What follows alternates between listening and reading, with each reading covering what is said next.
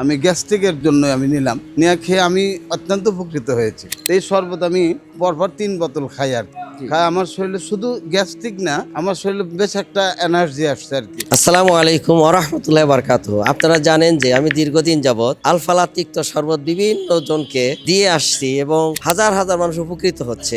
আজ আমি এখানে এসেছি, আমার এক ভাই খেয়ে অত্যন্ত উপকৃত হয়েছেন। তো ওই ভাইয়ের সাথে আপনাদেরকে একটু পরিচয় করায় দেব। ভাই আসসালামু আলাইকুম। ওয়ালাইকুম আসসালাম। সালামু আলাইকুম। কেমন আছেন ভাইজান? আমার নাম হাফেজ মোহাম্মদ নুরুল ইসলাম। আমি এই অত্র মসজিদের রোহাবাড়ি মসজিদের ইমাম।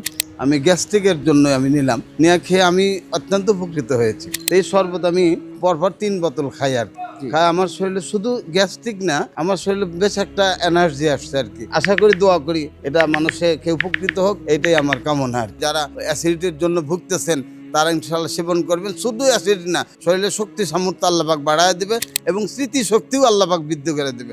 দর্শক কিন্তু আপনারা জানলেন যে উনি উপকৃত হয়েছেন শুধু তিক্ত শরবত সেবন করে যে গ্যাস্ট্রিক তার নিপাত হয়েছে সেটাই না, গ্যাস্ট্রিকের পাশাপাশি আর অন্যান্য যে সমস্যা ছিল শারীরিকভাবে অনেক উপকৃত হয়েছেন। তো আশা করি সকলেই বুঝতে পেরেছেন। আসসালামু আলাইকুম ওয়া রাহমাতুল্লাহি ওয়া বারাকাতুহু।